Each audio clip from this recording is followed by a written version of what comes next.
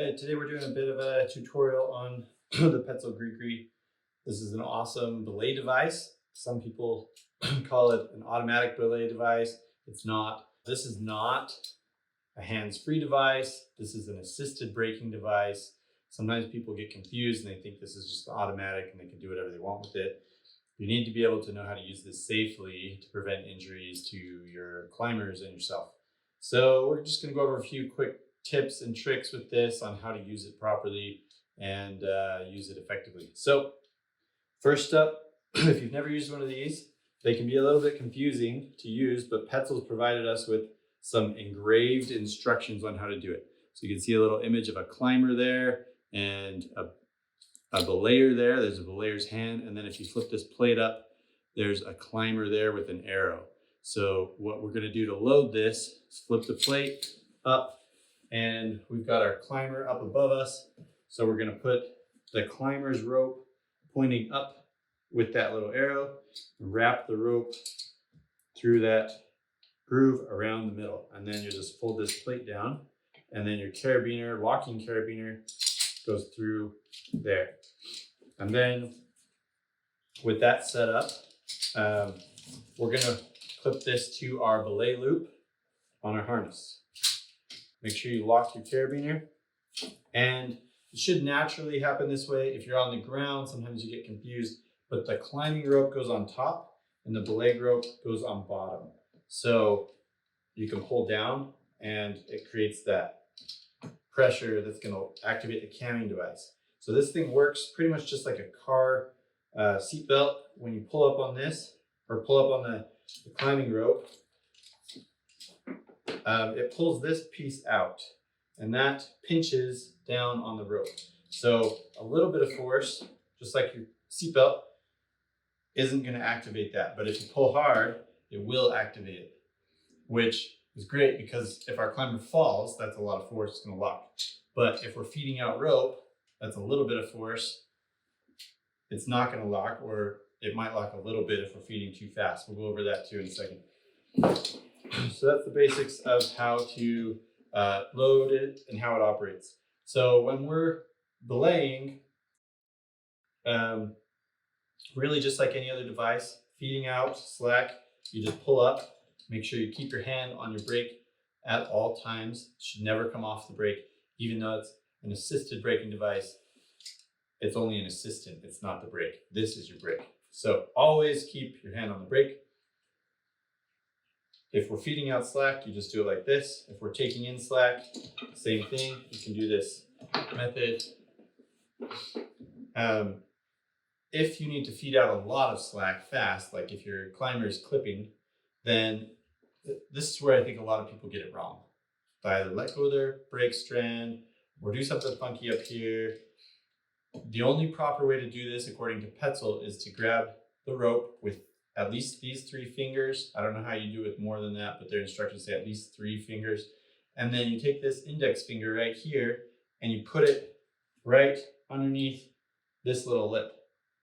And then you've got your thumb to reach across. And remember, this pops up, that little black plate, that's what pops up and activates the cam. So you're gonna just block that for a second by putting your thumb on that.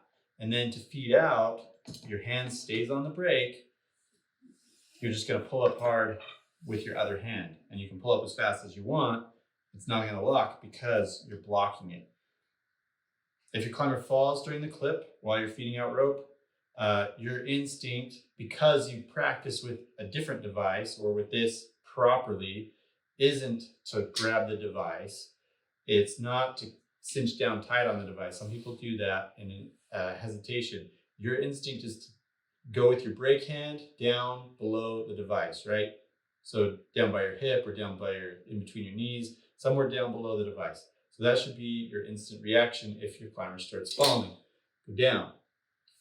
And then this slack will get pulled tight and you'll be good. Okay? So that's feeding slack, taking slack. When your climber gets to the top and is ready to lower, say I climber up here.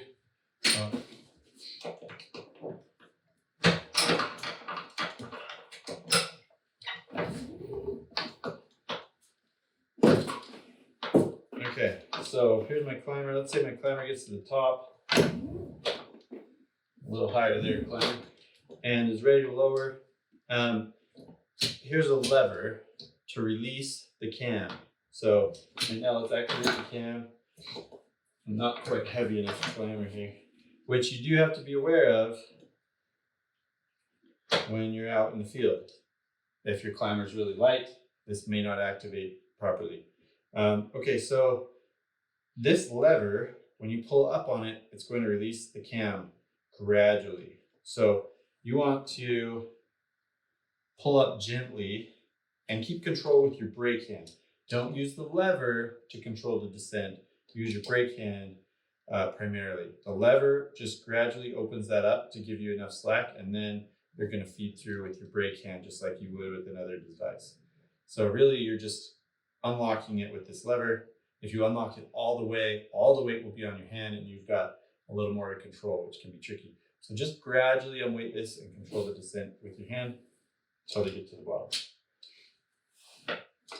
I like to keep, when you're lowering them, keep this rope going over this. Sometimes it'll go all over the place. Best place for it to go is right there. It helps prevent twisting in the rope, and it also is less wearing on your rope and your GriGri. So over the plate, and then let's see, what else do we want to cover? Oh, rope diameter. So right here on the side of the GriGri, let me pull it out here. There are different models of GriGri. This is a Model 2. Make sure that when you check it, you check the rope diameter. It'll tell you right on there what's allowed. This is an 8.9 to an 11. So if I had an 8.5 mil rope, I can't use it on this. If I had a 12 mil rope, can't use it on this. If it's too small, it won't lock up. And obviously, if it's too big, it won't fit. All right, one other thing I want to go through. If, for whatever reason, when you're belaying, you need to go hands-free. Say, climber's stuck, you need to go call for help or something, you don't have another person, we need hands-free, so you can get two hands, pull your back out or pack out, get your phone, whatever you need to do. So hands-free, a lot of people I've seen think you can just go hands-free on this by letting it lock. Not safe. You essentially have no brake strand there. What you want to do, and what some people do, which I don't like, is just tie an overhand right there. This works if the system's not weighted. But if this is weighted, that knot's going to get locked down in there. There's no way you can get it out of the system, and you're stuck until that climber can unweight the system. So if they're stuck, hanging, unconscious, whatever, you're stuck. So don't use that method. I'm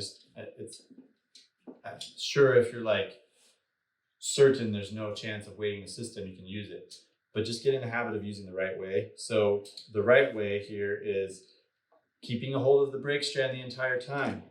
You're going to run a bite through the middle of the carabiner, and then another bite through that loop, which forms a mule hitch around the spine of the carabiner. I'm actually going to do that one more time with my climber weighted way up here. Okay? So, system is weighted. I'm going to run a bite through the carabiner, a bite through the bite, and that essentially forms a mule knot. Hand is still on the brake. And then we're going to form a loop here and just tie this in an overhand around the load strand. Okay, so what we have here is a mule overhand. You may have heard of the Munter mule overhand. Essentially, this is the same setup, but instead of a Munter, we've got a GriGri. So it's a GriGri mule overhand, GMO. Now, when we want to go hands-free, and I weigh a lot more than this guy, I can go hands-free. Let me clove in up here real quick, just to give me a nice solid attachment point.